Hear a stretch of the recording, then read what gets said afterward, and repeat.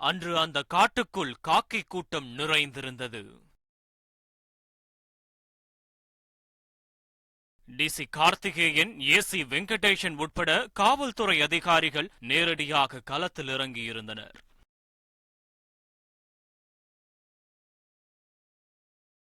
வீட்டை விட்டு ஓடி சென்ற மகன் எங்கேயோ உயிருடன் இருப்பான் என்று நினைத்திருந்த தந்தை கடைசியில் இந்த காட்டுப்பகுதியில் மகனை காண்பதற்காக பரிதவித்து நின்றிருந்தார்.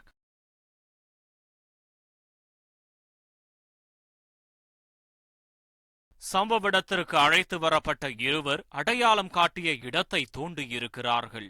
சிறிது நேரத்திலேயே ஒரு ஆண் சடலத்தை வெளியே எடுத்திருக்கிறார்கள்.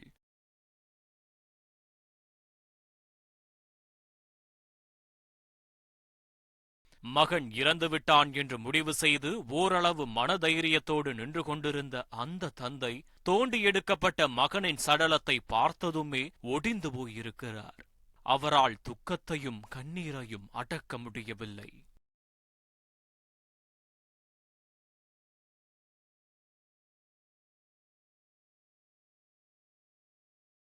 தோண்டி எடுக்கப்பட்ட சடலம் சம்பவ இடத்திலேயே உடற்கூறாய்வு செய்யப்பட்டது.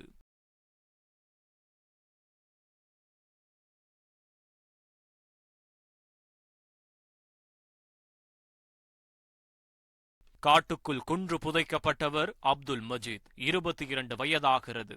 10ஆம் வகுப்பு வரை படித்திருக்கிறார். விருதுநகர் மாவட்டத்தைச் சேர்ந்தவர். கஞ்சா பழக்கமுள்ள அப்துல் மஜீத் கடந்த சில மாதங்களுக்கு முன் வீட்டை விட்டு செங்கல்பட்டுக்கு வந்திருக்கிறார். வீட்டிலிருந்து பலமுறை போன் செய்தும் அவர் எடுக்கவில்லை என்று சொல்லப்படுகிறது. எங்கேயோ சென்று வேலை செய்கிறார் என்ற நினைப்பில் அப்துல் மஜீத்தின் குடும்பத்தினரும் அவரை தேடவில்லை என்று கூறப்படுகிறது. இந்நிலையில் கடந்த 5 மாதங்களாக அப்துல் மஜீத் செங்கல்பட்டு மாவட்டம் தையூர் செங்கன்மால் பகுதியில் இயங்கி வந்த டிங்கரிங் அண்ட் பாடி பெயிண்டிங் பார்க்கும் கடையில் வேலை செய்து வந்திருக்கிறார். கடந்த 18ஆம் தேதி இரவு வெளியே சென்ற அப்துல் மஜீத் அதன் பிறகு கடைக்கு திரும்ப வரவே இல்லை. இதனால் பதறிப்போன கடை உரிமையாளர் காவல் நிலையத்தில் புகார் கொடுத்திருக்கிறார். ஊர் முழுவதும் போஸ்டர் அடித்து அப்துல் மஜீத்தை தேடி இருக்கிறார்கள். ஆனால் அவரை பற்றிய எந்த தகவலும் கிடைக்கவில்லை. போலீசார் அடுத்த கட்டமாக அப்துல் மஜீத்தோடு சுற்றித் திரியும் நண்பர்களை விசாரணை வலயத்திற்குள் கொண்டு வந்திருக்கிறார்கள். அப்போதுதான் அதே பகுதியைச் சேர்ந்த சகாயராஜ் என்பவர் அப்துல் மஜீத்தின் பைக்கை வைத்திருந்தது தெரிய வந்திருக்கிறது. உடனே போலீசார் சகாயராஜை பிடித்து விசாரித்திருக்கிறார்கள். அதில்தான் அனைத்து உண்மைகளும் வெளிவந்திருக்கிறது.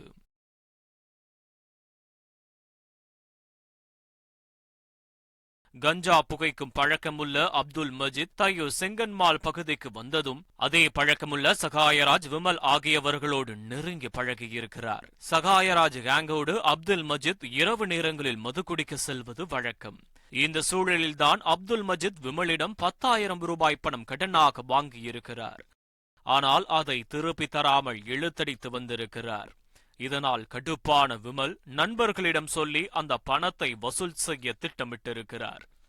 சம்பவத்தன்று பணத்தை வசூல் செய்வதற்காகத்தான் அப்துல் மஜீத்தை சகாயராஜ் கேங் மது குடிக்க அழைத்திருக்கிறது. அனைவரும் மது அருந்தியிருக்கிறார்கள். கடன் தொடர்பான பேச்சுவார்த்தை கைகலப்பாக அப்துல் மஜீத் விமலை அடித்திருக்கிறார். தங்கள் கண்முன்னே நண்பன் தாக்கப்படுவதைக் கண்டு குதித்து போன சகாயராஜும் அவரது சகாக்களும் அப்துல் மஜீத்தை சரமாரியாக தாக்கியிருக்கிறார்கள். 2 மணி நேரம் அப்துல் மஜீத்தை அந்த கும்பல் அடித்து சித்திரவதை செய்திருக்கிறது. அந்த கொடூர தாக்குதலால் அப்துல் மஜீத் இறந்துவிடவே அவரை காட்டுக்குள் குழி தோண்டி புதைத்திருப்பது விசாரணையில் தெரிய வந்திருக்கிறது.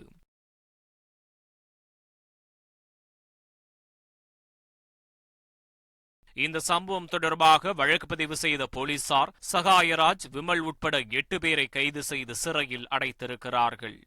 கூடா நட்பு கேடாய் முடியும் என்று சொல்வார்கள். அதை அப்துல் மஜீத்தின் சம்பவம் உண்மையாக்கியிருக்கிறது.